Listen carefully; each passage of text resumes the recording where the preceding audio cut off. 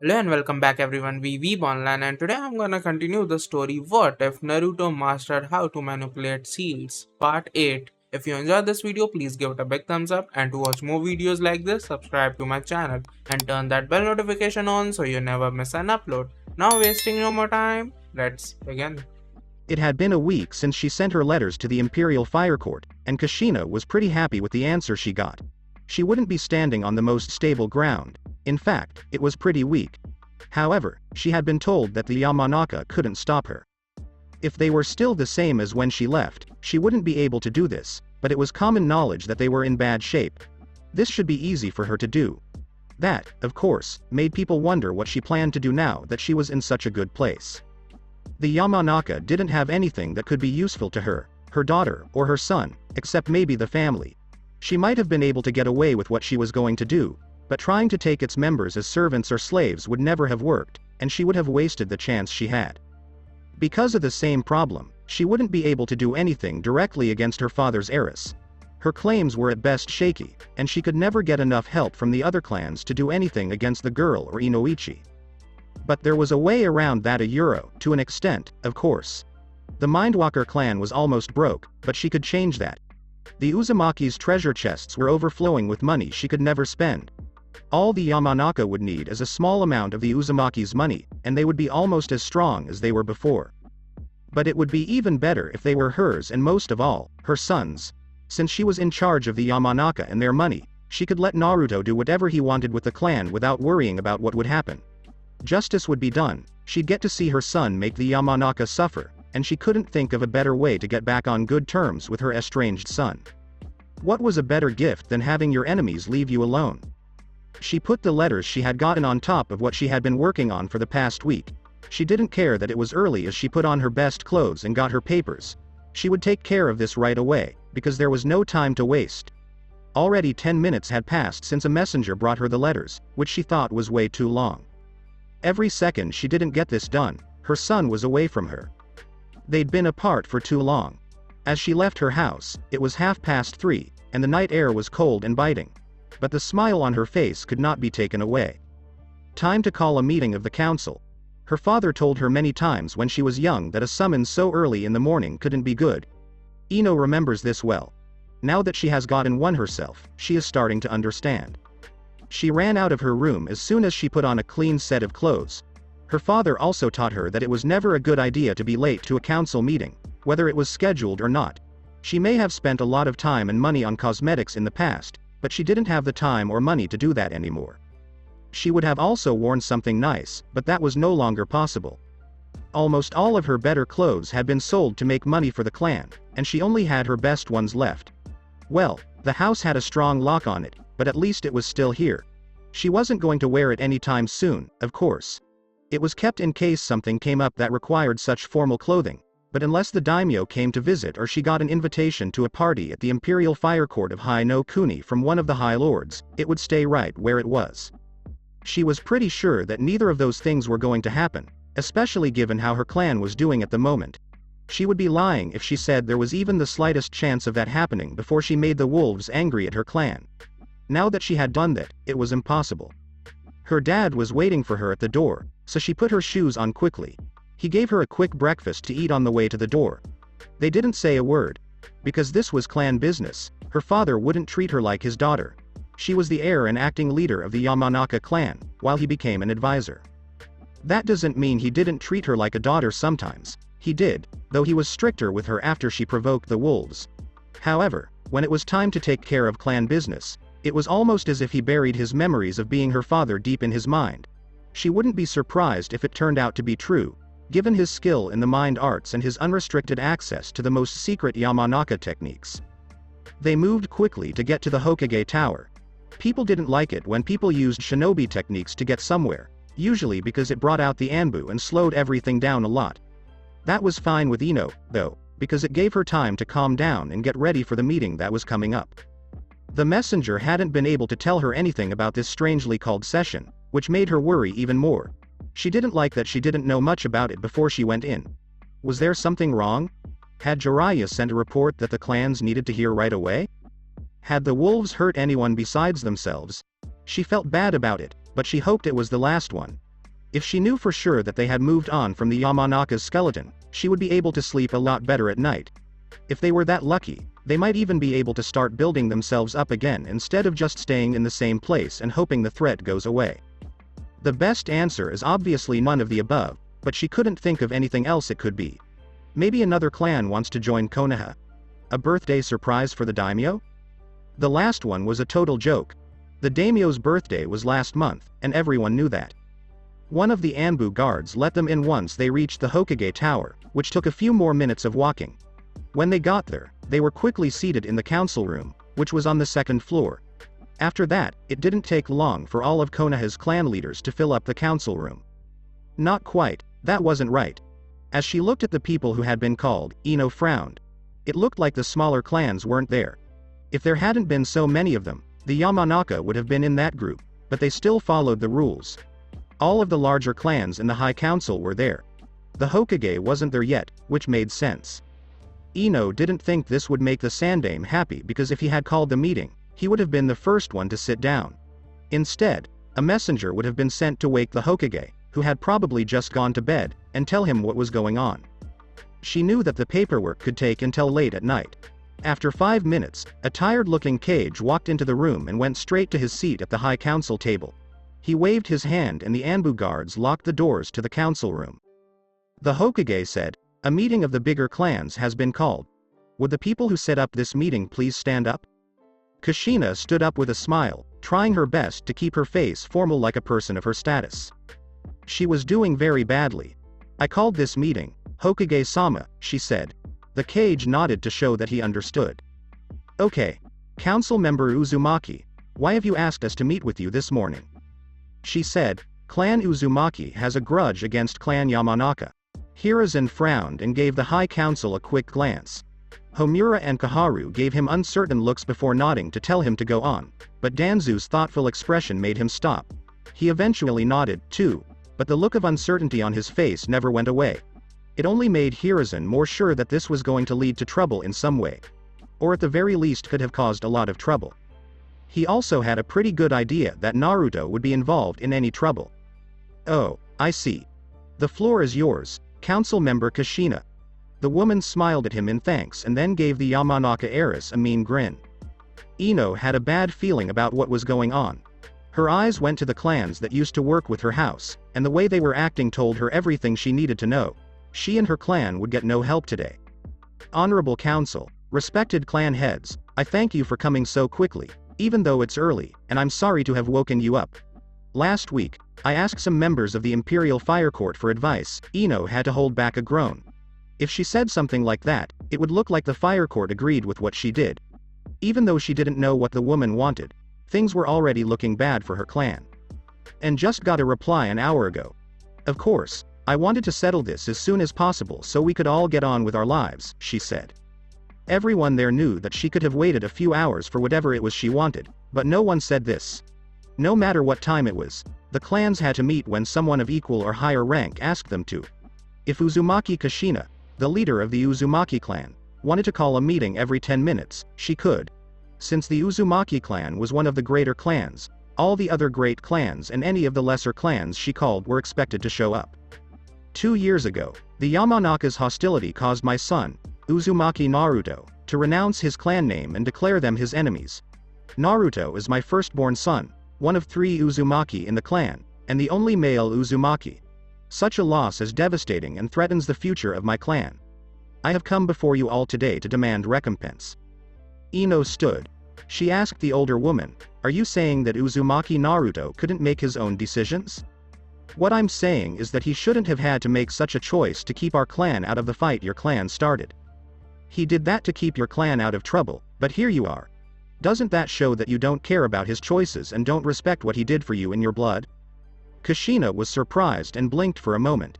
She did pretty well for a girl of 12 years old. "We chose to get involved because of what he did. Even if his name isn't Uzumaki, he is Uzumaki by blood, and anyone who hurts him hurts my clan." At the moment, Ino didn't know what to say, and a quick glance at her father showed that he didn't either. "Very well. The Yamanaka will testify to your claim for compensation. How will you judge the respected clan heads?" Ino looked at everyone there, and her heart sank when old friends backed away in shame. The Aburame agreed that the grudge is real.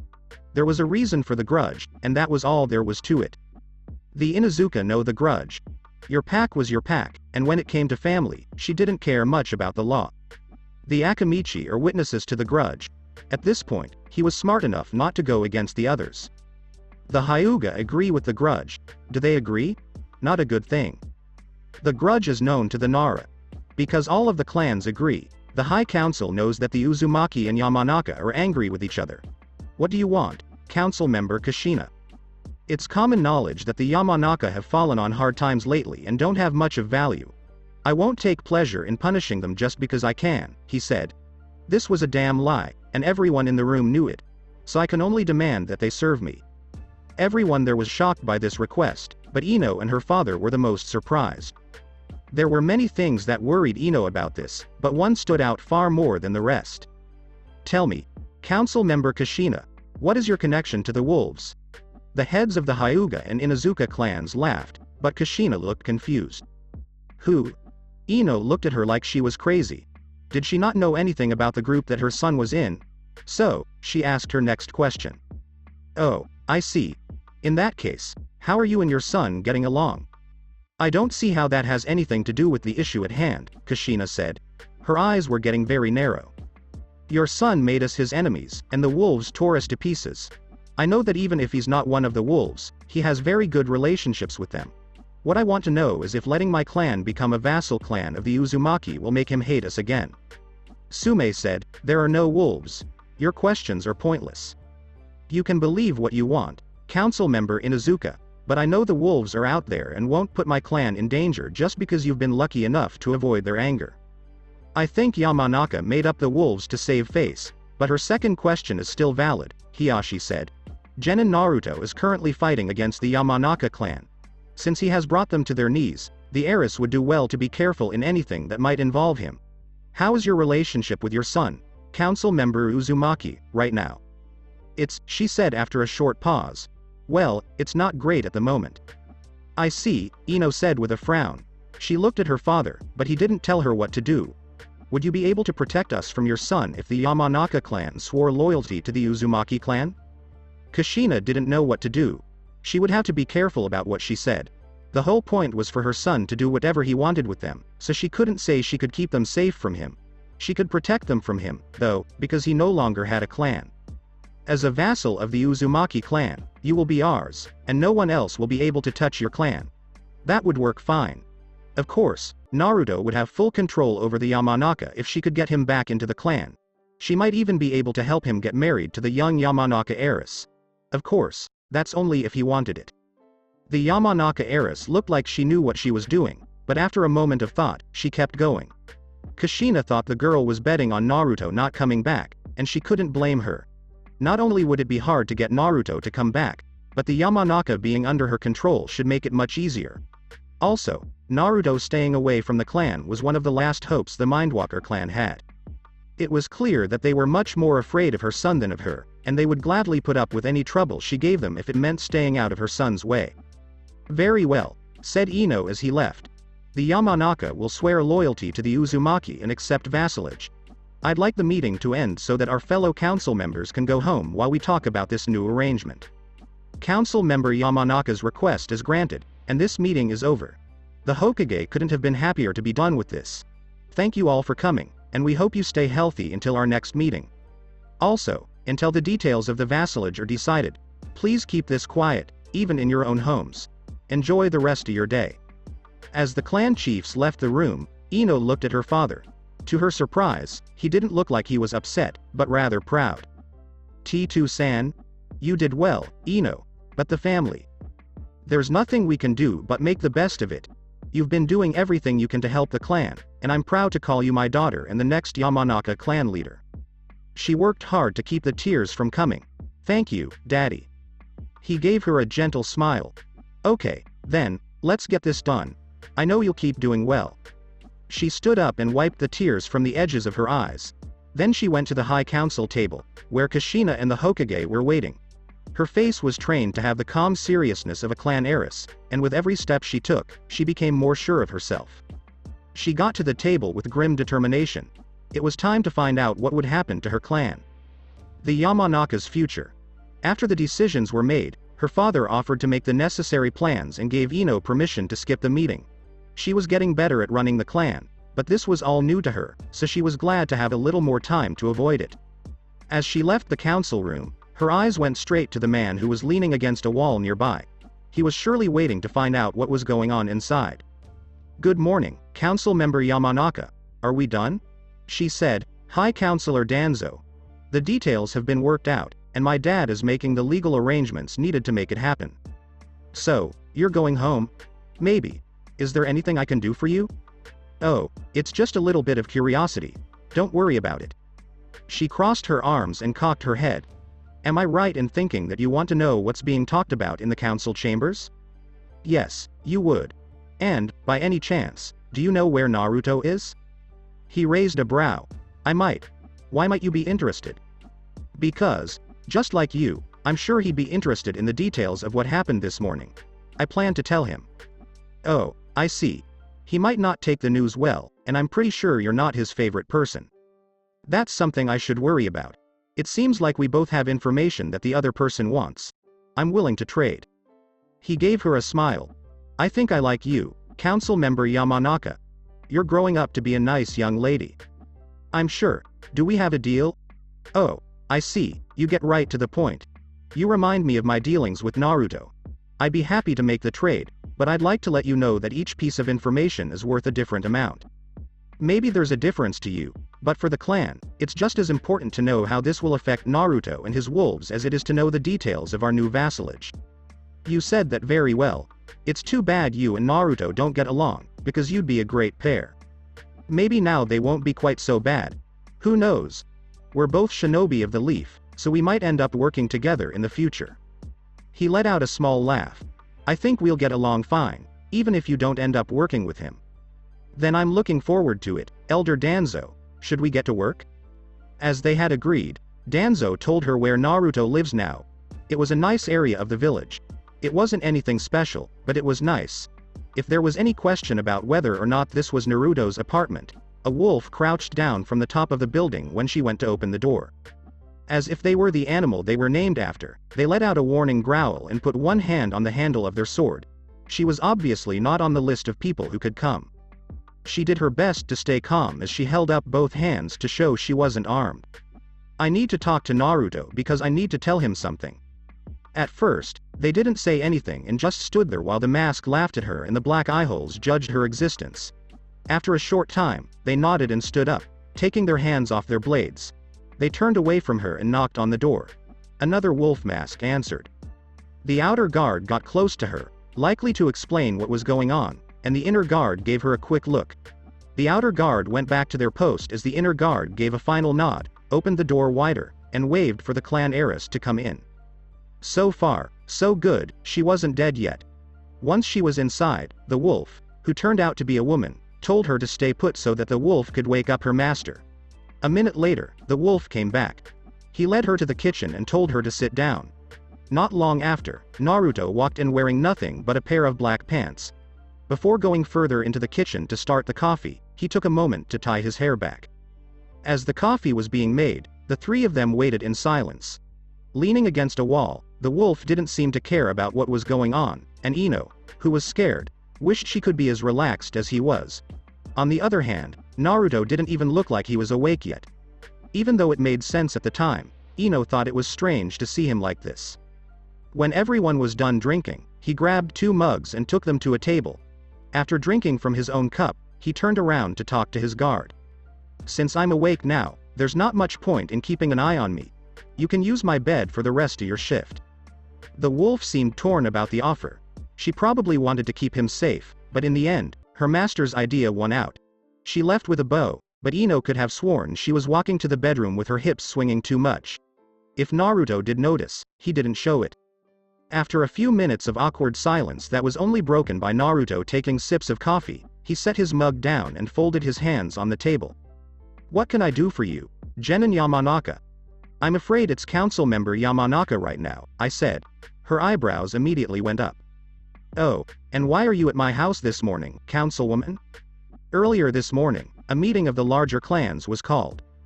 This is a strange time. Who made it? Uzumaki Kushina, she said, and he had to pay attention.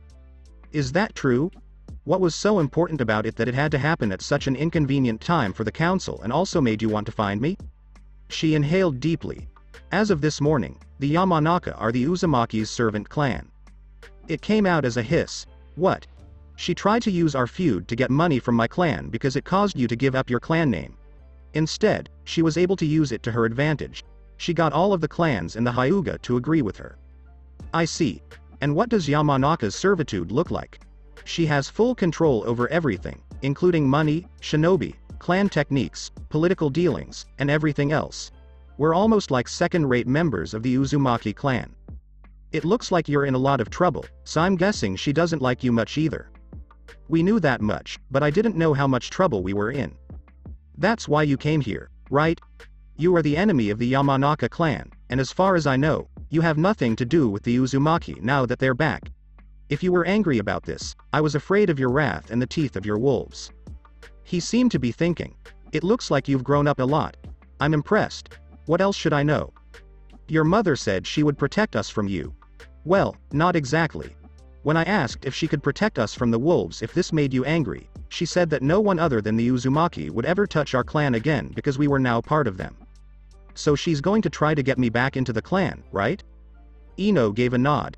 Yes, I think so, but I'm not sure what the Yamanaka have to do with it. I don't know what she's thinking, but you were mine, he said. His words gave her a strange chill. If you're smart, you'll know that until I tell you otherwise, you're still mine.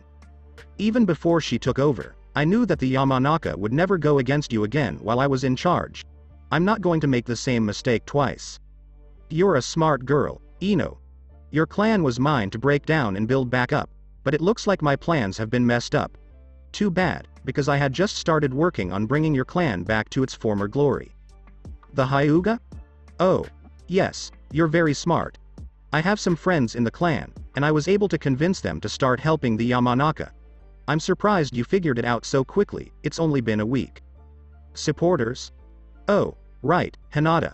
I thought it was strange that Hiyashi supported the vassalage, but I thought it was because he wanted Konoha to stay strong. With the Uzumaki money, we'll be back on our feet in no time, but it will take a while to rebuild our reputation. As far as I know, Hiyashi doesn't know, and I'd like to keep it that way. But as long as you don't say anything, you can be sure that I have nothing against the Yamanaka clan. Could I ask who does? Kushina, if she thinks she can take what's mine, she's in for a rude awakening, but everything happens for a reason. For now, I'm staying out of it. Oh, I see. Did you want to know anything else? He gave it some thought. Are they going to tell people about this or keep it secret? Be quiet for now. She doesn't want to stir up too much trouble, especially since we're enemies right now. I'd give you the chance to give up, but you can't do that now, can you? It is, but I would change it if I could. This doesn't lead to anything good. Yes, but even though you are still enemies with Naruto, you and your clan are no longer enemies with the wolves. We aren't going to help you now that you've been taken from us, but we won't move against you either. However, I expect you to do your best to keep your clan out of my way. I'll do what I can, but will the Hyuga keep helping us? He shook his head and said, no, it was already dangerous, and if you could have figured it out, Hiyashi would have caught on quickly. Your clan should be fine with the help of the Uzumaki, but if Hiyashi ends up joining forces with Kushina, you may find yourself playing a bigger role in this game. Is it dangerous to play this game? Not right now, no, but it will be soon. What are you saying? Right now I only play in Konoha, but that will change soon. She wasn't sure what he meant, but something about it made her feel uneasy. Then I wish you luck, and I guess I should get going. I'll get you out of here. Two people got up from their seats and walked toward the door. She turned back to her host right before she left. Just to make sure, we're no longer enemies, right? It doesn't get anywhere, he confirmed. Besides, your clan is almost Uzumaki now, and I was a Yamanaka enemy. I see. She didn't like looking at it that way, but if it kept him from sending his wolves after her clan, she could deal with it. I probably should go to team practice now. You should go home and get some rest, you could use it. I'm sure your team will understand. I'm going back to bed, and I didn't have to go to any meetings this morning. But you don't have to come any later either, I said. He just gave me a shrug. That's right, Ino, Have a good day. Same with you, Naruto. Then they went their separate ways. Not until she had been walking for a few minutes did she remember what he had said. Wait, isn't that other woman sleeping in his bed? She was red-faced all the way home. After a 2-hour nap, he woke up again in a mess of limbs and sheets, with his wolf guard close to him. He had noticed that his wolves liked to be close to each other and often slept in tight groups. It could have been caused by the training they did or the emotional conditioning they failed, but Naruto thought it was probably a combination of the two. Both Sai and Mai didn't know why. They often shared a bed like siblings, which Naruto thought was likely the case, whether they were related by blood or not. Even Danzo seemed to find this fact interesting. But he didn't have time to figure out why his wolves seemed to want to be around people so much. He had to take care of other things. Naruto carefully got out of bed, even though his new sleeping partner moaned in protest, which she probably wouldn't remember when she woke up. He took a moment to look at her. Curly chestnut hair spread out over his pillows and covered the face he had only briefly seen when he got back earlier. Even though the sun was shining in his room, his green eyes were tightly shut, and she tried to hide deeper in his white blankets to get away from the day. She wasn't doing too well, considering that most of the blanket was wrapped around her legs. He reached down and gently took the fabric off of her bare legs. Then he pulled it up until it was just above her thin shoulders. The young woman's hair was gently brushed out of her face, and he smiled when he saw how calm she looked. Naruto got ready for the day after making sure she was comfortable, avoiding the clothes that were all over the floor. After a quick shower and a change of clothes, he decided to grab breakfast on the way to the den instead of going straight there. He left his apartment quietly. Within 20 steps, the outer guard had moved to a better spot to follow his lord, and he stayed there, out of sight, for the rest of the trip. People who were already in the red light district knew him well and kept their distance, not because he was known as the leader of the wolves, but because many of them remembered him as the little thief. Getting close was like asking for your pocket to be picked, and even though he no longer stole to make a living, no one on the streets would have known that. Many people turned their heads away when someone walked straight up to the red building that led to the den.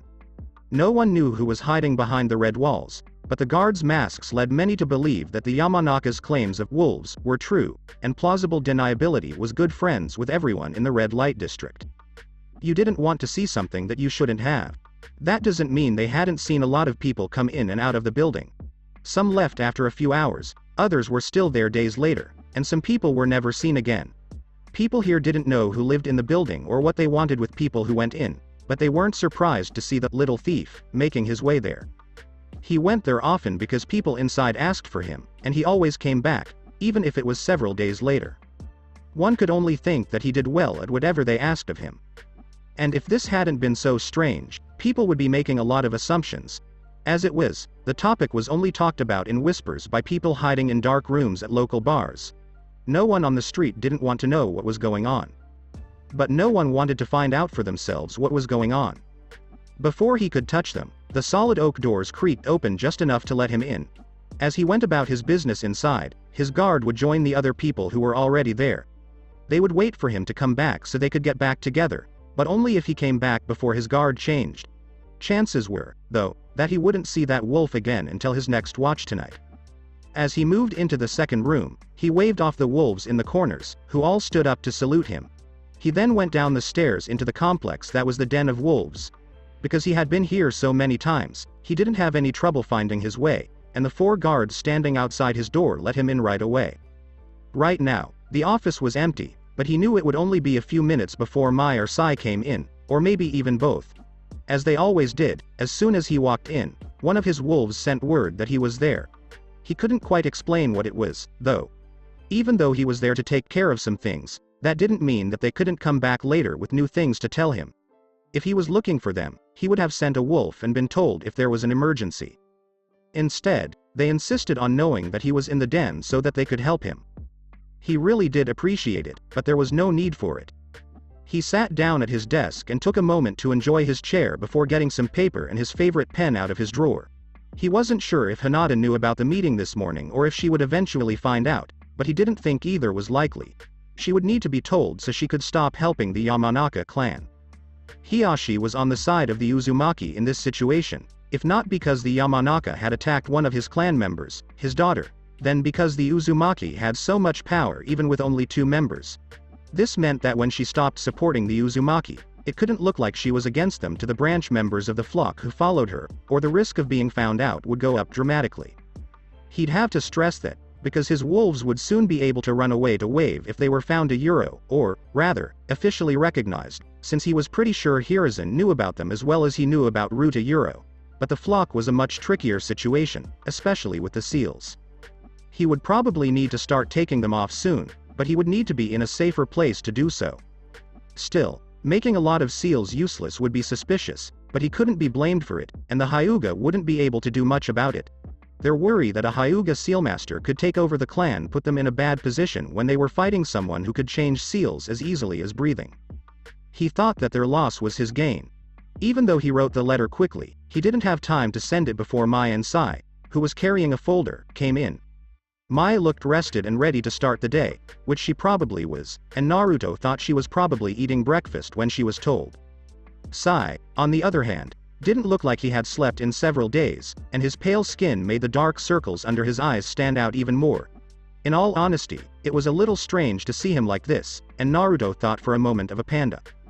"Please sit down, both of you." His attention was on Sai. "Are you well?"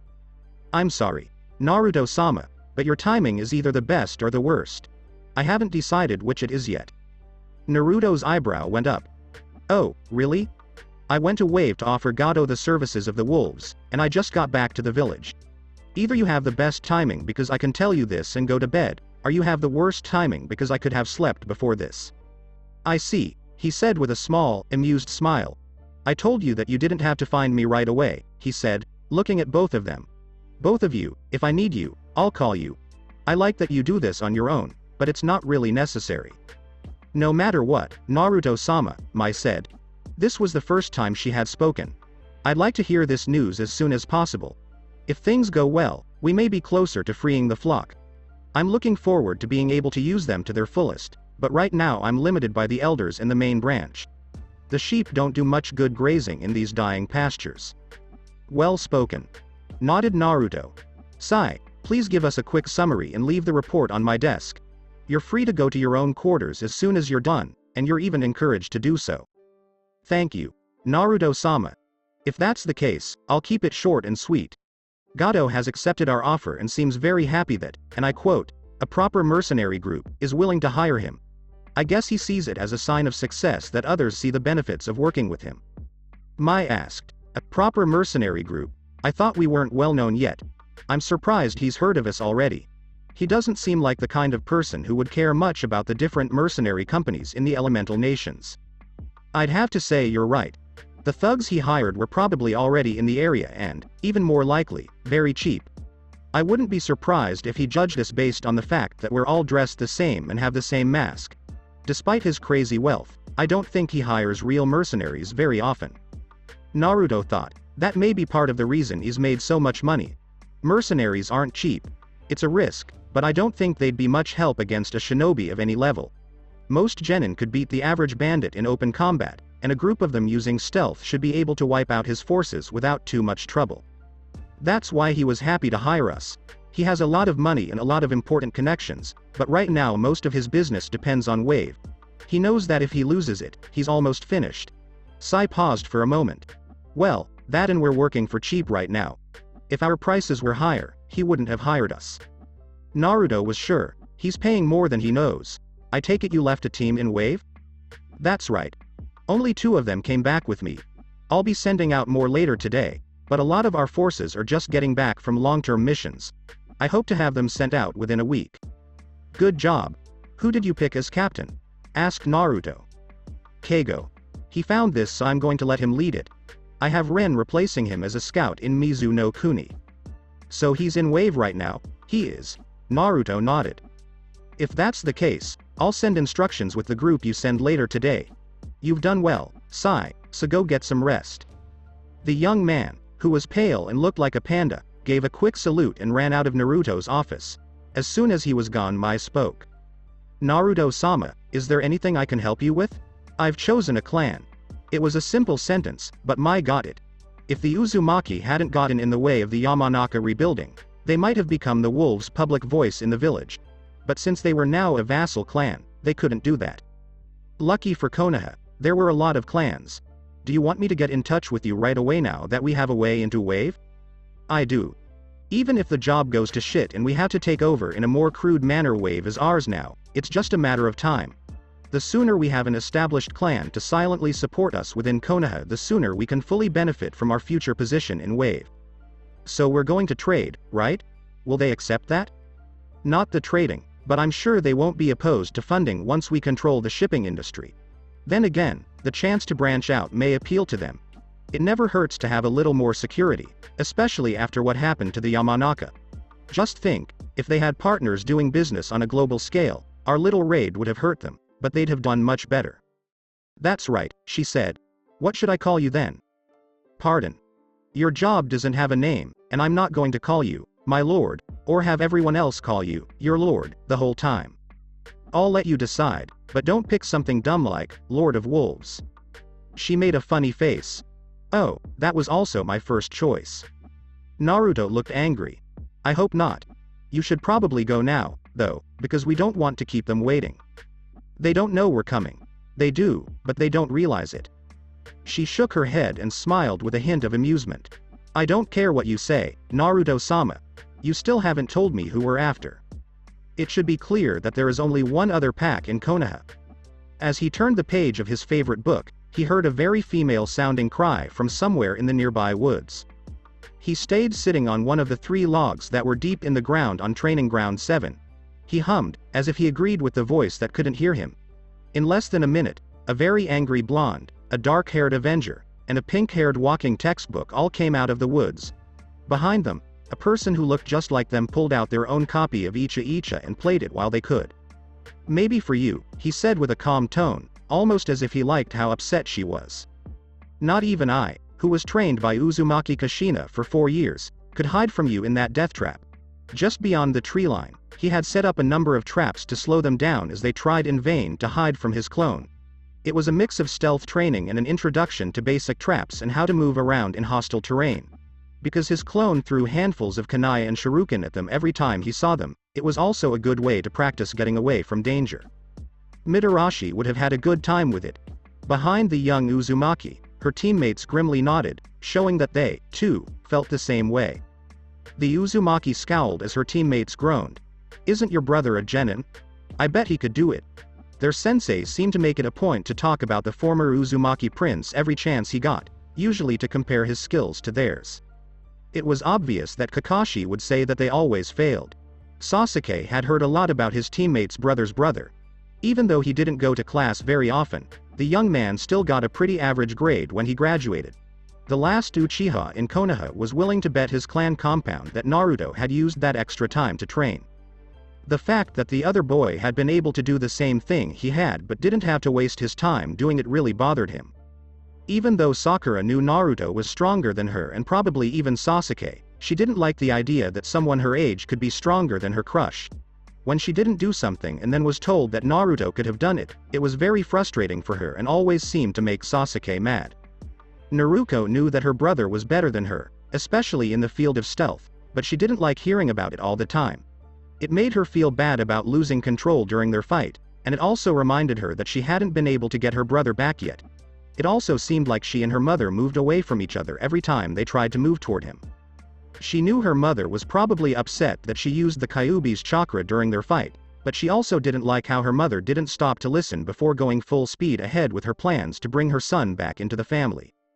History showed that Kushina wasn't very good at making plans, and her attempts to get back together with her brother only seemed to push him away. She couldn't help but wonder if the Uzumaki clan was doomed to break up completely, with the last 3 members going their separate ways and never talking to each other again. It would be a nightmare for someone who grew up in such a close-knit family. There was also the fact that Mito's chakra hurt whenever her masked sensei talked about her brother, as if she could hear him and wanted to show that she agreed. That wasn't helpful at all. He isn't even on a team, Sasuke said with a scowl. How would you know anything about what skills he might or might not have? This was a question that had been on everyone's mind since Kakashi first brought it up, but no one had asked their sensei about it until now. The brow of Kakashi's one eye that could be seen went up in a curious way. He asked, "Oh, and what makes you say that?" "Let me tell you, I've seen him work." "Really? asked Sakura. I don't know what he could have been doing in the village. It was probably practice, Naruto said. Kakashi waved his hand to show that he didn't like that idea. There was that time he was picking pockets and stealing purses in the market district. He was doing pretty well, but he didn't pay enough attention to the rooflines around him. He paused for a moment and stroked his covered chin as if he were thinking. Then there was that time when he helped an unofficial enemy of Konoha after shinobi had been sent to kill them and their friends. He thought that was one way to explain the killing of the Uchiha. They dropped some evidence, but Naruto was too busy to notice, so I picked it up for him. What else was there? Ah, yes. Now, all three of them were looking at him with a mix of shock and horror on their faces. He was just sitting there and talking about crimes that a shinobi of the Leaf had done. Helping the enemy of Konoha on its own was almost treason, and the fact that it wasn't official was the only thing that kept him from being killed. Their sensei, on the other hand, didn't seem to care at all, even though he had helped and could have been demoted or punished in other ways. But he couldn't be a Chunin instructor, so either he felt safe teaching them in this position or, more likely, he would gladly take a lower rank if it meant he didn't have to teach them. He didn't act like he liked them very much. I got rid of the body he left in the alley 4 years ago. I was so proud to see him kill someone so young. I think it was an accident, but what matters is that he did it. It was a bit careless of him to leave the body, he said with a shrug. But I guess we should give him a break since he was only 8. Team 7 would never be questioning Kakashi or protesting comparisons to Naruto ever again. Behind his mask, Kakashi's smile was hidden by his mask. The Inuzuka loved to hunt, it was as common knowledge as the Nara-raising deer of the Akamichi's passion for food, and they did it as often as possible. So it didn't surprise Mai and her masked friends that the Inuzuka compound looked like it was almost empty. They could hear people in nearby buildings training puppies and helping sick Ninken, but they didn't meet anyone as they snuck through the gate and cut quickly through the grassy fields that made up most of the estate. While most clans had their members live in the compound and run businesses around it, the Inuzuka clan kept the compound for the head family and important facilities and let the rest of the pack live outside the walls as close or far as they wanted. And this was good enough for the wolves. Mai sat down in the main room of the head family's house as her guards moved to stand behind her. She thought that the room was nice enough. The floor was covered with different kinds of furs, and the 3 couches around the empty fireplace were a deep red. Since there were no windows in this room, the soft yellow lights seemed to shine even brighter. It was a perfect fit for a pack of dogs, and she and her wolves were even calmed by it. As they waited for the head of the clan, time seemed to drag on, and Mai was tempted to take off her mask more than once. It wasn't often that she needed to hide who she was, but it also wasn't often that she was on a mission of any kind. Her mask was the same as the others except for a crimson crescent that was turned up and sat above her brow. She usually didn't need a mark to identify herself because everyone could see her face and she didn't think the wolves would have any trouble following her orders. However, she had added a small mark right before she left for the Inuzuka compound that would make it clear to her host that she was more important than the guards she had brought with her. Well, that and the name she had chosen for her Naruto-sama went perfectly with it. Minutes passed until a tired Inuzuka Sume walked down the stairs and into her kitchen. After her, they could hear her dog following her. The dog didn't even make it to the kitchen before letting out a deep growl. Sume was startled by this, so she woke up and became very alert, sniffing around for anything new. Her nose led her to it. Okay, stop hiding. I can smell you all. Come out and face me. In response, there was a light giggle. Who said we were hiding, Sume-san? The soft female voice asked again, almost making fun of the question. We've been waiting in your living room for you to come join us. Sume left her kitchen slowly with her friend by her side. She slid a kunai she had hidden along the way into the loose robes she had put on that morning and went into the main room. A young girl, probably no more than 16 years old, with a snarling white wolf in front of her face blocked her view. The 2 people on either side of her behind the couch did not have a mark on their masks, and her clothes were a mix of reds and blacks. Come, sit down. Her voice was a little cold, but it had a melodic quality that made Sume feel like the girl was looking down on her as if she were the child here. She also didn't seem to care that she was inviting the matriarch of the Inuzuka family to sit down in her own home as if it were hers. She sat down anyway, right across from the wolf woman. She was aware that her Ninken was sitting on his haunches by her feet, ready to attack if she was in danger. Even though she couldn't see what the face behind the snarling mask looked like, she had the strange feeling that her uninvited guest found this funny. Who are you? Sume asked him directly, Mai thought this might be another reason why her master chose this clan. It would be nice to skip the games and get straight to what needs to be done. The Yamanaka must have talked about us. They wouldn't keep quiet about the people who tore them down, would they? Mai's brow rose behind her mask. So you were real.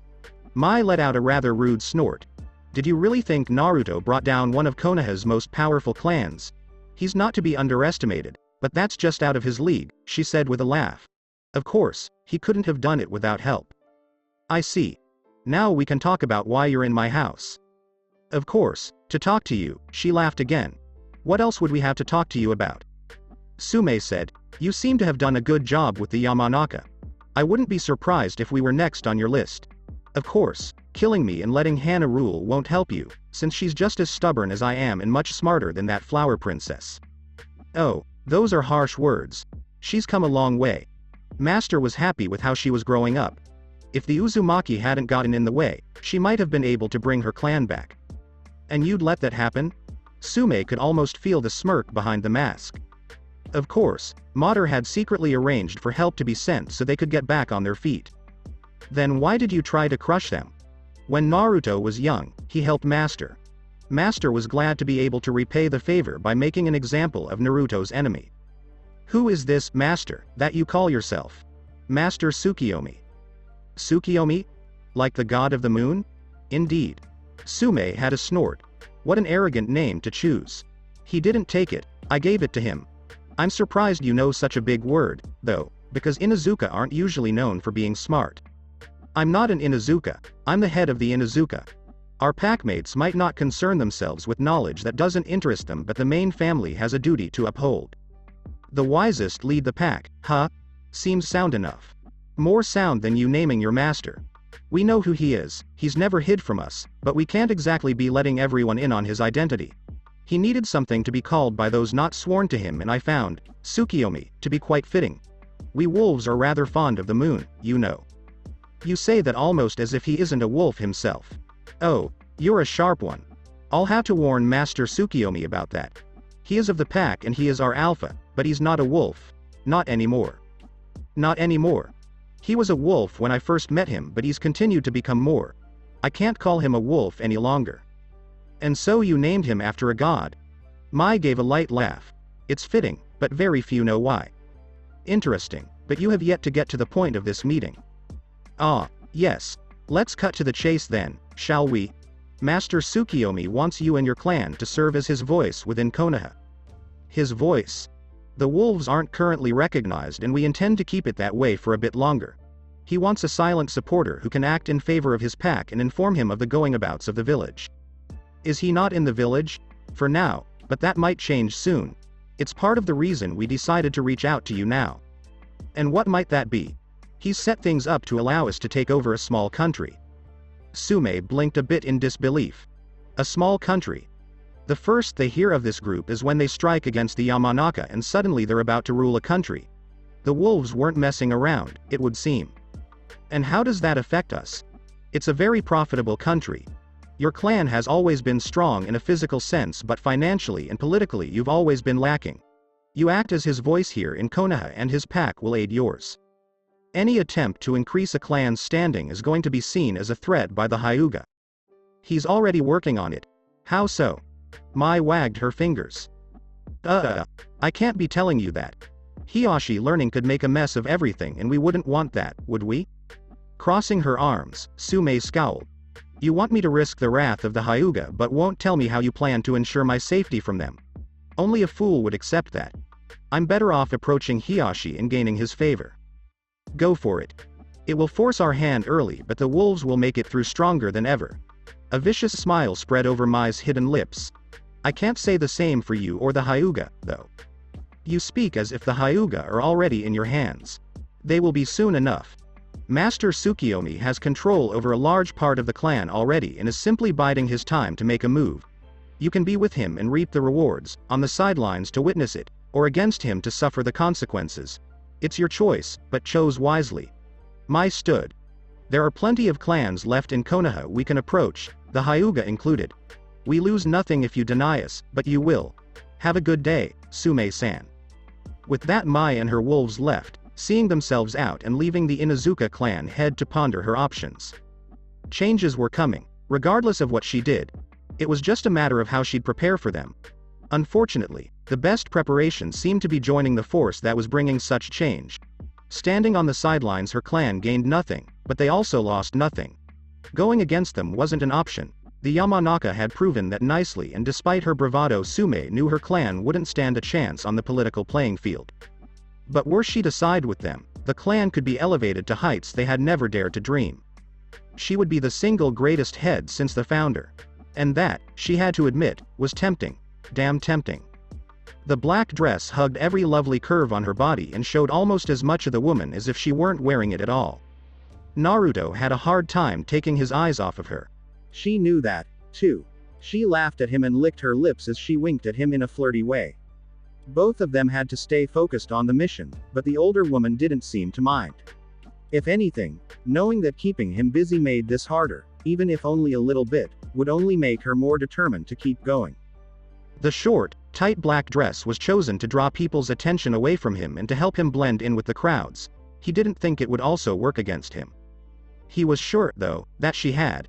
"This isn't helping," he hissed as she brushed up close to him and rubbed herself against his side as she walked confidently across the carpeted floors of the restaurant. She only laughed for a moment in response. She left after that. But that didn't make it any easier for him to stop looking at her. He shook his head and turned his attention to the crowds of people enjoying their evening.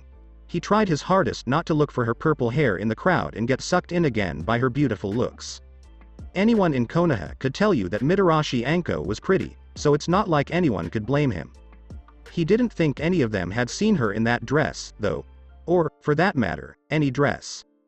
He would not forget that picture for a long time. As he grabbed a glass from a server walking by, he couldn't help but be amazed that she had actually done this. Not only did it not happen often that Konoha would take on a mission with no clear goal like this one, but it also paid a lot for a B rank. It wasn't even B rank, of course. The client wanted it to be listed as C rank so that the offer of temporary work would get more attention. He also wanted it to be listed as C rank because a fairly new group of genin could do it with little trouble. She had offered so much money for the job, though, that the Shinobi Administration Office in Konoha had to raise the rank. As it was, the mission paid almost twice as much as a normal rank and could have paid a lot more if the person who did it played their cards right. Even so, he still wasn't sure if they were going to do that or not. It would be harder, yes, but the payoff would be well worth the extra work. The problem was that they only had one chance to do this, and if they messed it up, it could hurt not only the mission but also Konoha. This kind of openness was probably another reason why the ranking had gone up. The last thing Konoha needed was for a group of genin to get cocky and show that not all of their village's work was as heroic as they wanted the world to think. Even though no one above genin in the other villages really thought that about Konoha, it was important to look good in public, especially when working in one's own country. Knowing that two Konoha shinobi were trying to shut down an up-and-coming casino owned by a respected citizen of Hai no Kuni at the request of another citizen was bound to make things uncomfortable between Konoha and the rest of the Land of Fire. This doesn't mean that things like this didn't happen often, especially with foreign shinobi, but villages usually did their best to keep the public from finding out about their own involvement.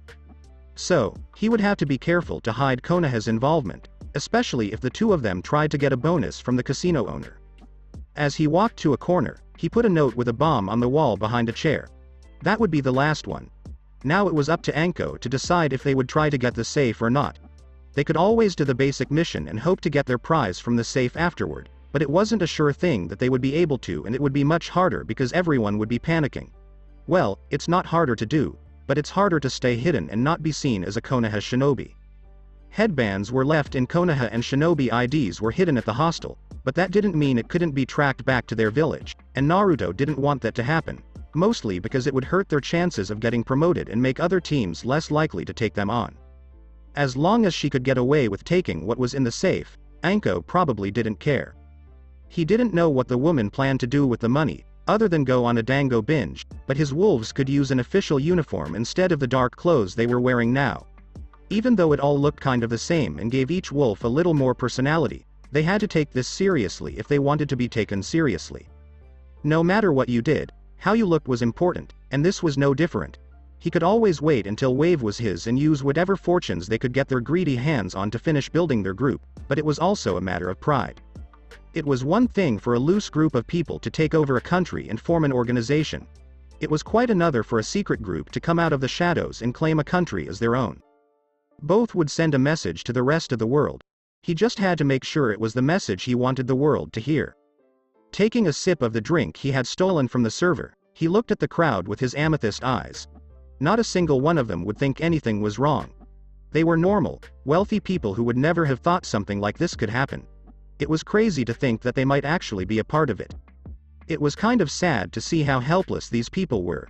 Even as they talked, drank, played, and dated, lost everything they'd ever had, and made money they could only have dreamed of before, they didn't know that there was a shinobi among them. Just one person who knows how to use chakra could easily destroy your life in a way that can't be fixed. He could use genjutsu to make them all his slaves and sell them to whoever paid the most.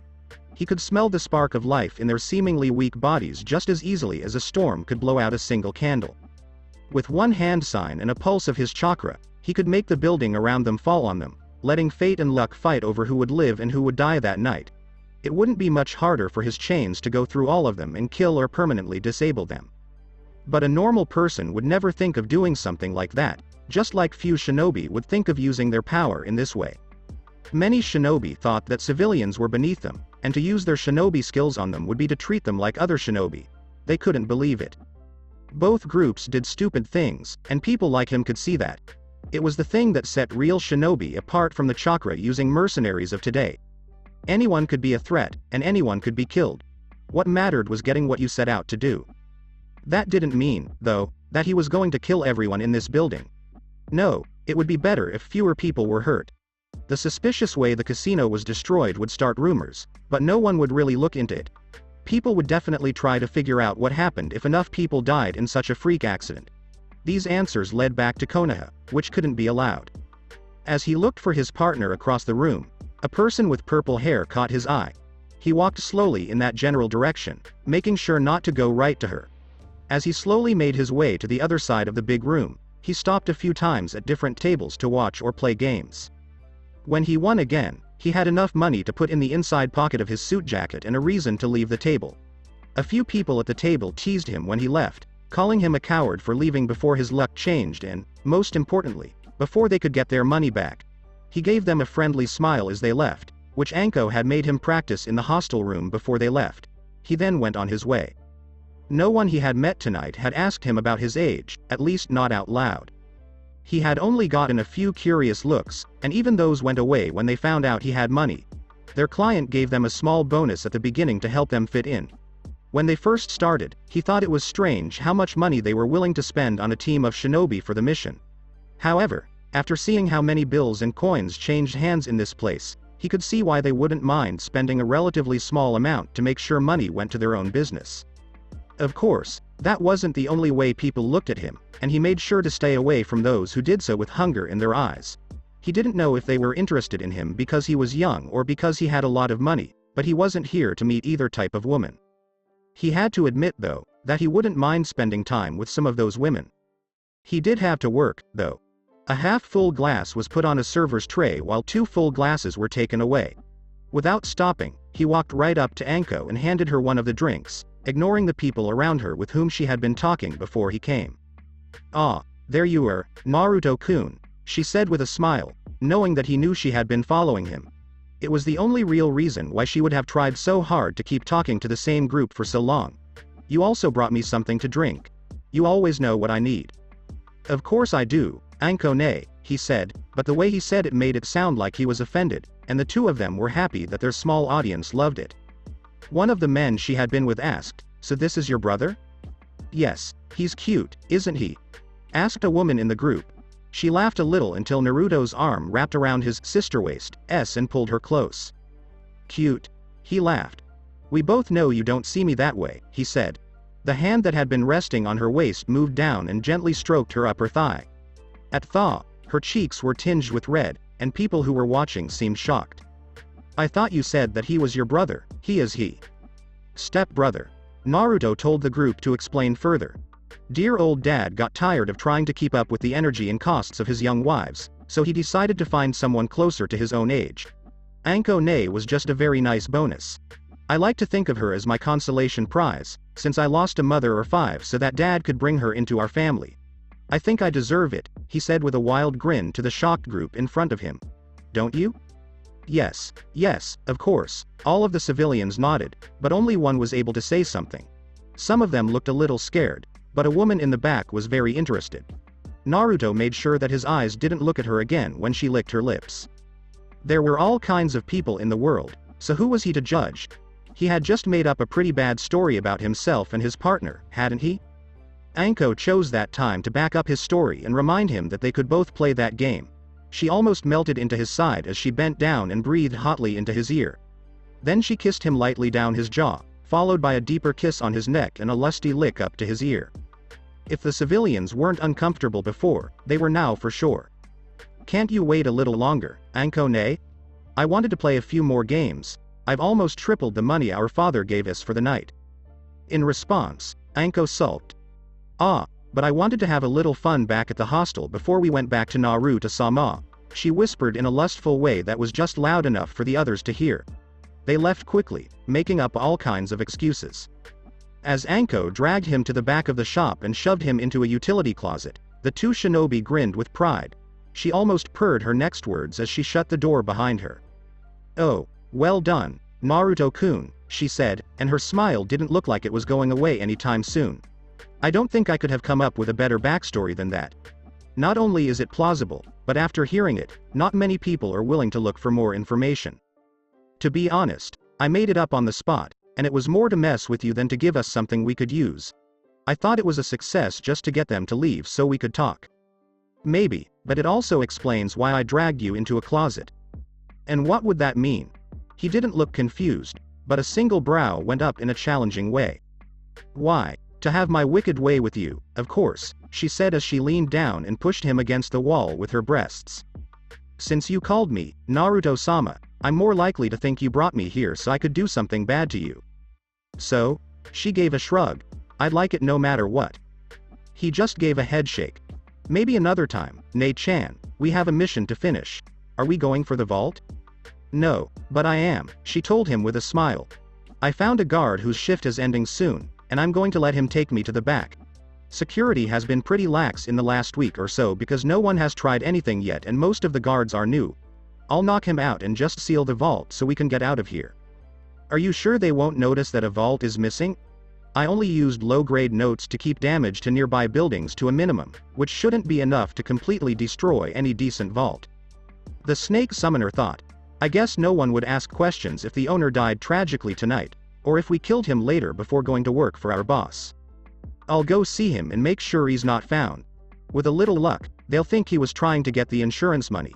He didn't know who would insure a casino in a world full of shinobi, but the idea of a civilian casino that shinobi could use was even harder for him to understand. Even though it was a bad business move, at least someone had found a way to make money from it. Or, they took advantage of it as long as they could deny the claims after thefts happened, which they knew would happen. Naruto thought that whoever insured this casino would be glad that the owner was going to mysteriously disappear during the disaster that was about to happen. And to think that some people didn't think shinobi were good. As long as they were on your side, they were fine. She ran her hands up and down his torso until his clothes were all messed up and she pulled out random strands of his hair from the ponytail it was in. She said, hey, sounds like a plan. Last, she put on more lipstick and gave him a lot of kisses on the neck and around the mouth. When she was done, she took a step back and smiled at his new look. Now there's no reason for people to be suspicious. I'll meet you back at the hostel in about an hour, and we'll turn on the tags. He grabbed her hand and pulled her back before she could leave. Before he let go of her and messed up her hair, he put his lips on her neck and made sure to leave a visible hickey. You do realize that the person I'm meeting thinks I'm going to sleep with them, right? I know you, Anko. The fact that you have him wait until after his shift tells me that you said you had someone waiting for you and would sneak back to him later. It's just like you to add a little something extra to spice things up. She was sad. Oh no, you got me. Well, at least this makes it sound real. Whatever you say, Anko, I'll see you at the hotel. Try not to draw too much attention to yourself. Gods know you draw enough without torturing someone or setting off explosions. I'm not as bad as that. Yugo-sensei says something else. She growled something that sounded suspiciously like, traitor, then shook her head and put on a smile. Whatever, she said. Let's get to work. We can talk about pussies later. She then slipped out of the closet, and by the time Naruto came out, she was gone. It's too bad. He really wanted to be able to see her leave. Naruto had just taken a shower and was sitting on the couch in nothing but a pair of black pants when his partner came back from the casino with a smile that could only mean they had won. That was good, because it showed that the poor jerk who ran the place didn't die for nothing. It was a good thing that a river was so close to Tanzaku-gai. Putting a body that had been cut up on a log and letting it float away should give them more than enough time to finish the mission and get out. Got the goods? He asked. As soon as he did, she smiled wider and put her hands on her breasts. He didn't even try to hold back the sigh that came out of his mouth. He should have known that would happen. He changed it to, the money, Anko. Did you receive the cash? Of course I did, she said, but instead of cupping her breasts like she had before, she reached into her dress and pulled out a small scroll. He couldn't stop his face from turning red, which he couldn't do anything about. Her smile of victory turned into a wicked grin. Naruto got up with a nervous cough and motioned for her to follow him from the sitting area of the rented room through the small kitchen to a small balcony. There was a good reason why they chose this place. He made a focus seal and then sent his chakra out toward the building he had just left. As soon as his invisible chakra tendrils touched, he could feel the rest of the tags he had left connect to each other and make the connection with the first one stronger. They turned on with a single pulse, and 10 seconds later, the first explosion flashed orange briefly in the dark. He could hear the screams from where he was, so he let his hand fall to his side. The first note was put on a wall that didn't hold up much of the building and was far enough away to keep anyone inside from getting hurt. The building would fall down, though, when the notes that would go off 30 seconds later were played. If the people inside weren't smart enough to leave after the first explosion, he didn't feel bad for those who died in the second set. 30 seconds went by quickly, and Anko smiled again as the sky turned red and orange again. He didn't think twice about putting his arm around her when she pressed herself against him and smiled wildly. She said, "We need to do this more often." Naruto did not disagree with the excited woman at all, and he gave her a small nod. It took a lot of willpower and effort to keep his eyes on the small fire in the distance instead of the breasts that were almost at eye level. "If you find another mission like this, you're welcome to bring me along." "Okay, that'll do. Do you think we can blow up anything else before we get to Konoha?" Naruto asked with a smirk. He said, "There's a lot to blow up, but I don't see anything that should be blown up." This just made him pout like a child, and he couldn't stop grinning at the woman. She finally asked, "So, what now? I guess we could turn this in right now and start heading back." Naruto gave a head shake. "We already paid for the room, so we might as well use it. If we leave now, people might start to wonder," she said. Her disappointed look told him right away what he needed to know, even though she should have been making a joke about using the room. "You thought there would be a chase, right?" "And no," the woman said. She tried hard to look upset that he would even suggest something. His curious eyebrow and knowing grin made her keep going a few minutes later. "But I might have wanted a fight. That's my Anko, always ready for explosions and bloodshed." "Your Anko, huh? Well, if that's the case, there's something else I'm always up for," she said with a predatory grin. Naruto-sama. The redhead sighs. "Are you never going to stop talking about tonight?" "I could instead bring up Naruto Jr., she said with a wink. "You know I'm 12, right?" he asked.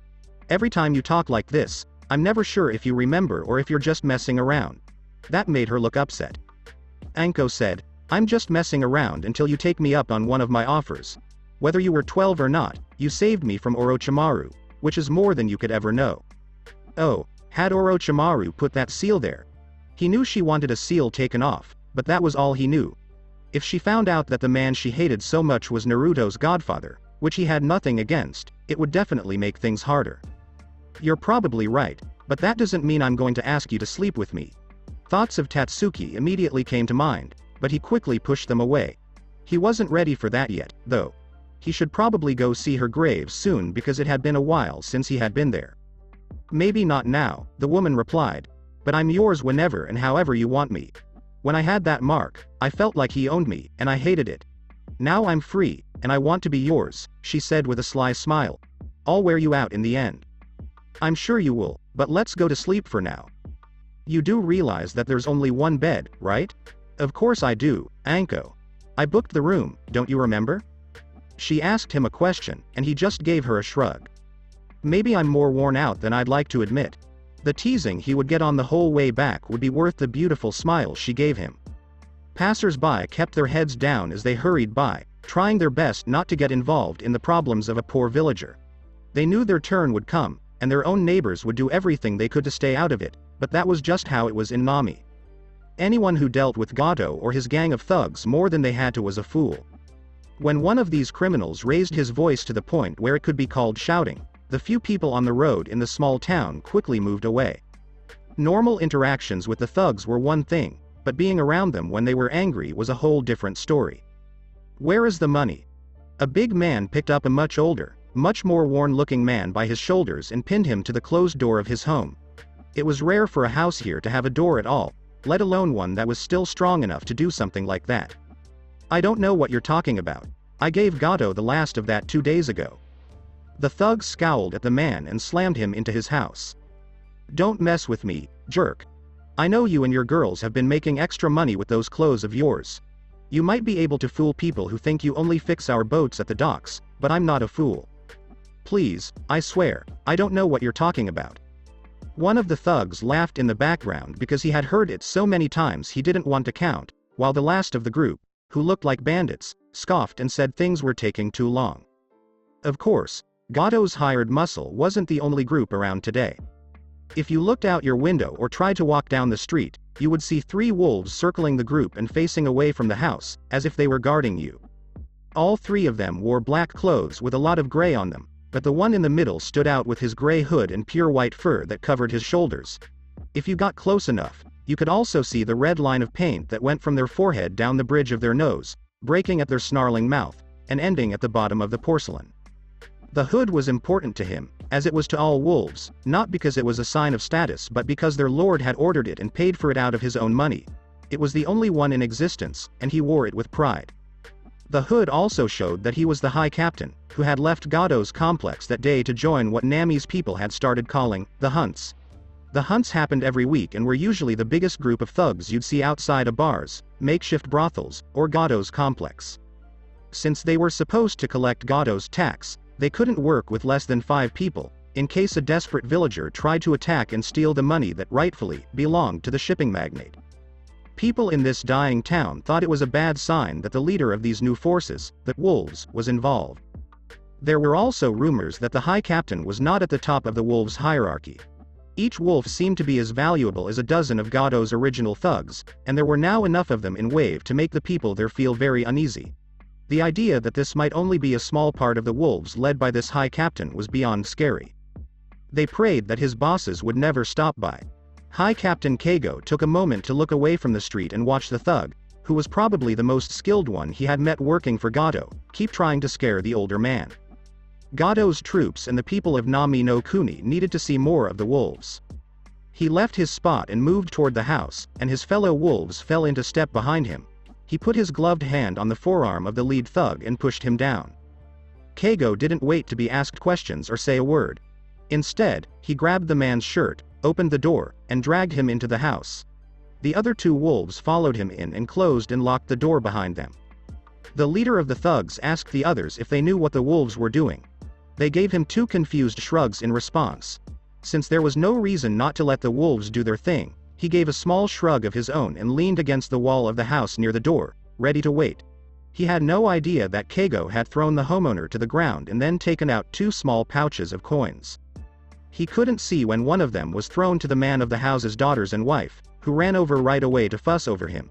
He could, however, hear the thumps of flesh on flesh as Kago allegedly punched one of his wolves and the shocked shrieks it got from the people in the house. He might even be able to smell when one of the wolves cut open a small animal's seal and let its blood splatter all over the old wooden floors of the building before stopping the cut and sealing the animal back up. As the High Captain put his finger to his scowling face as a sign of secrecy, the people in the room quickly nodded their heads in agreement. The man would never know what was really going on behind the walls of Nami no Kuni, just like Gato didn't know. He would see a bloody High Captain open the door and a wolf hand him a bag of coins.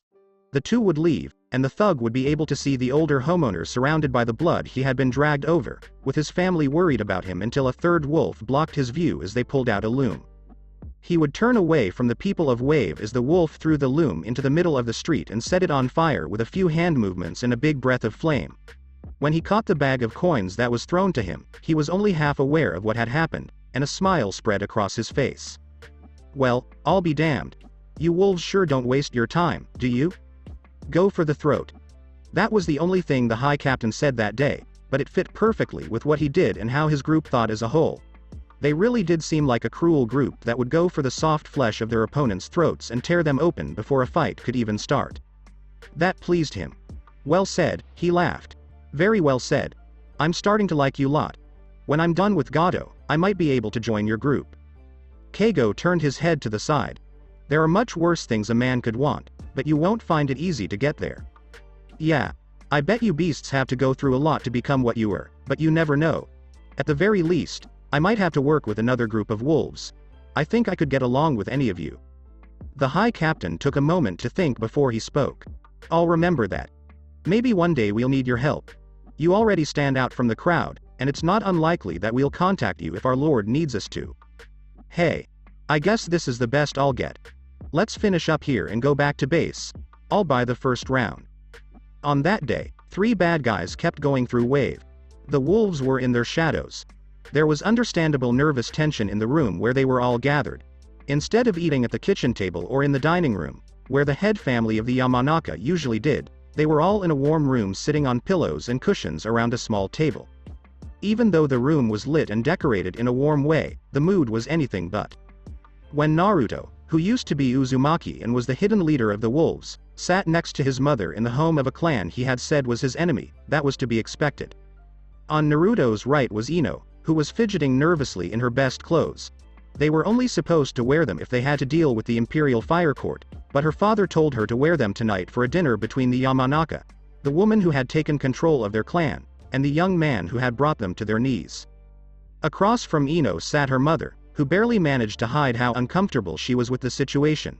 To her left sat Inoichi, who kept a stone face even though he felt uneasy and his instincts told him that this arrangement was precariously balanced on a razor-thin line and that the slightest shift could send them all tumbling into a dangerous situation. His mother, Uzumaki Kushina, sat to his left and across the table from him. The 2 oldest Yamanaka wore their best clothes, which were the traditional dark purple of their clan. Kushina, on the other hand, wore a fine kimono in a bright orange color that would have been hard on the eyes if her red hair hadn't fallen down it and broken up the bright color. Naruto, on the other hand, was dressed in light gray furs that were loosely wrapped around his torso and left his arms free. Simple black pants covered his lower body, and his ankles were wrapped tightly with the same bandages that kept his seal from being seen. Even though Naruto was wearing clothes that Ino would have called barbaric, he still seemed like a lord to her. In fact, he looked scarier than he ever had before. However, she couldn't help but think that his royal look would be ruined if he hadn't tied his red hair back into a loose ponytail with a black cloth. He seemed the most calm out of everyone there. He was almost lounging on his own cushions, while the Yamanaka watched with fear and the Uzumaki watched with both hope and fear. Unfortunately, one person can't make a conversation, so there was a tense silence. The Yamanaka were afraid to break it because they didn't want to upset either of the 2 people who had their lives in their hands, and Kushina was having trouble coming up with something to say. When different members of the Yamanaka clan came into the room with big trays of food and carefully set them on the table, things calmed down a bit. They quickly bowed and left for a safe place that wasn't that room, and the people inside began to slowly eat what was on the table. Still, no one spoke, and it was a long time before a soft but authoritative voice broke the silence. Ino, could you please pass that? He pointed with his right hand to a dish close to her, and she quickly moved it closer to him.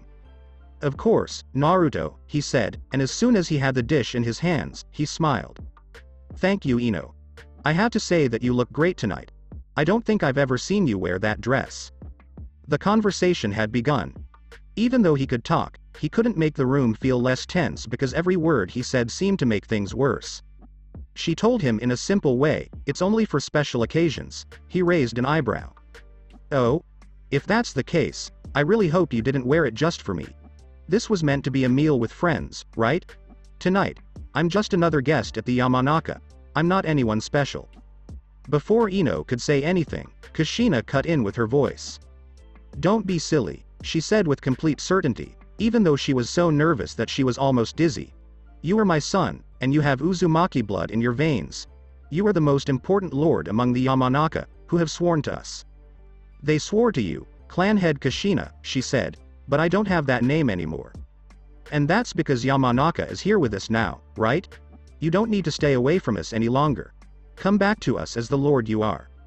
"I'm sure I would have left the clan no matter what. Our name is great and our ancestors were even better, but I don't want to be forever overshadowed by the blood that runs through my veins." He paused to think. "If anything, I should be thankful to the Yamanaka, because they gave me a reason to leave the clan that could help honor the legacy of those who came before me. Giving up your clan to protect it is something an Uzumaki would do. Even though I let my pride get the best of me that day, I like to think that I also made my ancestors proud." "But they fought you, so aren't they your enemy? Please tell me, what is a man without his enemies? Even though my fight with the Yamanaka was bad for them, I have gotten a lot out of it. I have no problem admitting that they are the reason why I've been so successful lately. Some people have said, give the devil his due."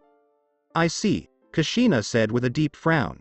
She had been hoping that the Yamanaka were the only reason he had left, and that the Uzumaki's control over them would be enough to bring him back. But that wasn't all she was counting on. They were still his enemies, and most importantly, she was still his mother. "I guess your words have some sense. But even though you are no longer an Uzumaki, you are still my son. Won't you come back to me?" He gave a head shake. "My mother moved away 4 years ago, and I haven't seen her since." Kushina tried very hard not to cry, but a single tear slipped out of her eye and ran down her cheek. "Please, your family is here. I know that things went wrong, but we still love you and want to make things right." The Yamanaka knew right away that he was talking about the wolves when he said, "I have a family of my own now. My mother and sister left me. I haven't met my father, but I'm pretty sure he's left me too." Inoichi's eyes got a little wider. He knew there had to be a father, but he had never really thought about it. Kushina had children, but as far as he knew, she wasn't married. It wasn't his or anyone else's business, so he never asked about it or gave it much thought. But now that it was brought to his attention, he had to wonder who could have fathered such a dangerous child. He looked closely at the face of the Yamanaka's guest and thought of any man he had seen Kushina with. The Yondaime was the first person who came to mind, since he and Kushina were almost always together, and he could see the son's likeness right away. When he realized it, he almost choked on his own breath. It wasn't just the son of Uzumaki Kushina he had to fight, but also the son of Namikaze Minato. It was no surprise that the boy had been able to crush his clan so easily. While Kushina had a streak of unmatched anger that came out when someone hurt her, the Yondaime had a streak of cruelty that his son copied so well it was scary. Even scarier was the fact that his son seemed to be almost the exact opposite of his father, with a mean mind and a bit of calm wisdom. He had to wonder how many other people had made the connection. It would explain why the Anbu seemed to like him so much, and it could be one reason why the Sandaime had let the boy make his own decisions. From how the Yamanaka looked, it was clear that the young man's choices had given him a lot of power. Kushina's choked voice pulled him out of his thoughts. "Your father died the same night you were born." She had always avoided talking about their father. She didn't want them to think they were the result of a one-night stand, but she also didn't want them to try to find out who he was by looking into the people who died that night. Their father's name had to be kept secret so that people with a grudge against him wouldn't try to get revenge by killing his kids. Then I'll go ahead and assume he was a shinobi since most of the civilians were safely evacuated. Even so, he's gone, and the rest of them have left me. I'm sure that won't happen to my new family. The Yamanakas belong to us, and you can have them, too. As long as you're back in our clan, you can do whatever you want to them. Not what you want, right? He said, "They were already mine. You just took them from me." Kushina's heart was shaking just thinking about it. Had he really been in charge of those he called his enemies? She knew they had fallen, but that was just because he couldn't kill them all for daring to go against him, right? But the thought that he might have had them right where he wanted them broke her heart. Here she was, offering them on a silver platter, only to find out that what she was giving him was something that had been taken from his own things. Everything was getting worse and worse. I don't get it. They were enemies, and everyone knew it. How did he control them so well that he was unhappy when she offered him full, legal control? Do you really think I'd come here to eat with people I thought of as enemies? You insult me. We made a deal early on about what would happen to Inoichi's clan, and I'm not mad at his daughter right now.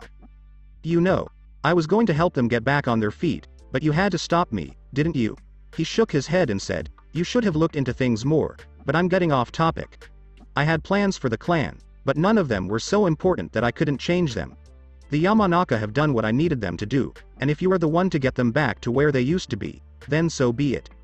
I see. She tried to wrap her mind around it. Every time she looked at him, she saw her smiling baby boy, but that wasn't what sat across from her, was it? No, he had grown into a fine young man, one she was proud to call her son. But she wasn't his mother, not to him. He had been shaped and molded by the world in her absence, and she hardly had a claim to him anymore. But she still wanted to call him hers and hold him in her arms and tell him how much she loved him. She didn't think he would like it, though. He said he had plans in the works that she didn't know about, and she had messed with them. He said it didn't matter, but did he still feel bad about it? Whether or not he did, there was something else that seemed to strike her. If he had nothing against the girl and had been honest when he complimented her earlier. But really, could she do that?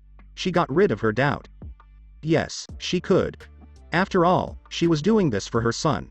If it made him happy and helped her get closer to him again, why should she care if it caused half the world to suffer for all time? I can't help but notice that you seem to get along well with Ino here, she said. As soon as the words left her mouth, every Yamanaka in the room froze in fear. Maybe something could come of that? Maybe marriage? Even though she knew he didn't have anything against her, the thought of it scared her. Her mother was just as scared, and only Inoichi's firm hand on her thigh kept the older Yamanaka woman from doing something that would make the other two angry.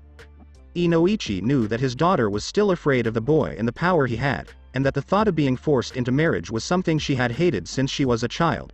He had promised to never give her away like that, but the power was no longer in his hands, and he could do nothing if Kushina decided to go through with it. So, he found himself looking pleadingly at the young man who was sitting at the Yamanaka's table. Naruto said, I don't want to get married in the near future, and I don't think I ever will. My priorities lie elsewhere. The Yamanaka were able to let out a sigh of relief as a group. Kushina said, even if she's not your wife, you could still have her. Maybe as a mistress. Maybe a mistress or a slave. If you want, I could give her to you as a slave. Even if you don't want to join the clan and be able to do whatever you want with the Yamanaka, I can still give them to you to enjoy. The Mindwalkers were scared. The older two were good at hiding it, but their daughter was shaking. When Naruto saw this, he pulled her onto his lap and wrapped his arms around her. She shook even more, but didn't try to move away.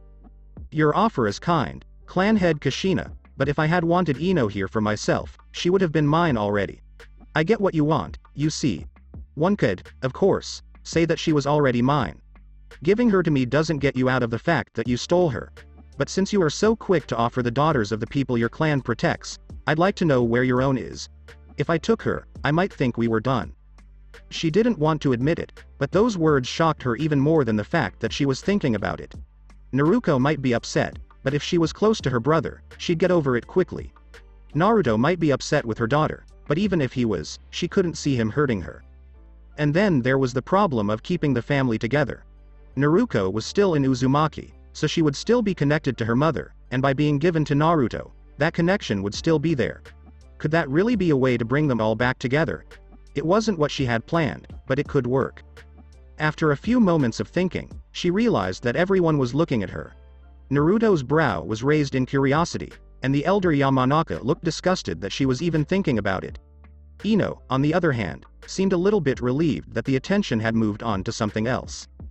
Kushina spoke up after clearing her throat in embarrassment. About a week ago, her team left for their first C rank. She should be back in another week or so. Oh. How exciting. How did they get there? Everyone felt better, except Naruto, who wasn't bothered at all by what could be called a complete change of subject. Ino, on the other hand, was still a little uncomfortable with where she was sitting.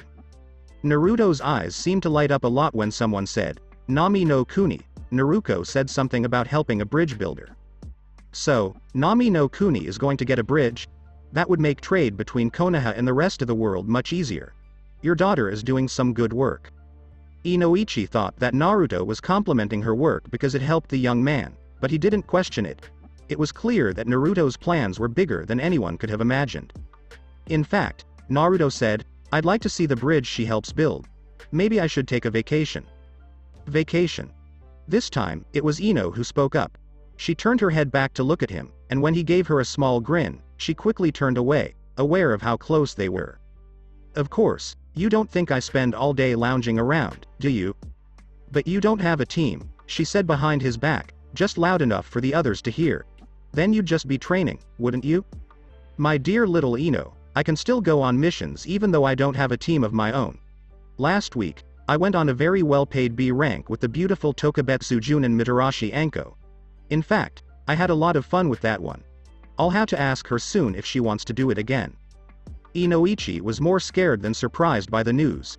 He and Anko had worked together for a euro, not as long as she had worked with Ibiki, but long enough for him to know that he shouldn't get on her bad side. The thought of her being friends with Naruto was not a good one, especially since, despite the truce-like situation that had finally been reached, they were once again on his bad side. If Anko was one of those who supported him, that would explain why he could be so cruel. You did a B rank? Asked Ino. So far, her team had only gotten D ranks. He nodded. It probably should have been a C rank, but the client was just offering too much money. Lucky, said the girl in a pout. You'll get a chance, Ino. You'll be getting promotions and going on whatever missions you want before you know it. She laughed. I doubt it. Shikamaru is too damn lazy for us to ever take on better missions, and I'm pretty sure enemies could bribe Choji with food. Then you have a lot of work to do. You'll have to help your sensei turn them into proper shinobi. I suppose. Naruto grinned. Good girl, he said, and he ran his fingers through her hair like she was a pet, which made her feel awkward. Inoichi's cough got people's attention. I hope Anko didn't cause too much trouble during the mission. People don't think she has much self-control. Don't worry about it. I've known her long enough to know what she's like. Also, the fact that I could share a bed with her at the hotel made up for any trouble she might have caused me. Inoichi looked like he was about to have a heart attack, and Ino and her mother were both very red-faced. Kushina, on the other hand, had gone into her mind and was trying to figure out what her son had just said. They would stay the same until dinner was over and they went their separate ways. Inoichi and his wife would quickly feel better in their guest house. Kushina would still be thinking about it when she went back to her empty compound, and Ino, who knew Anko from her father's work, would continue to blush until late the next morning. Naruto, on the other hand, would forget all about it by the time he got to the den to tell Sai that Wave had already given him a chance to defeat him. After all, he had more important things to think about than dinner talk.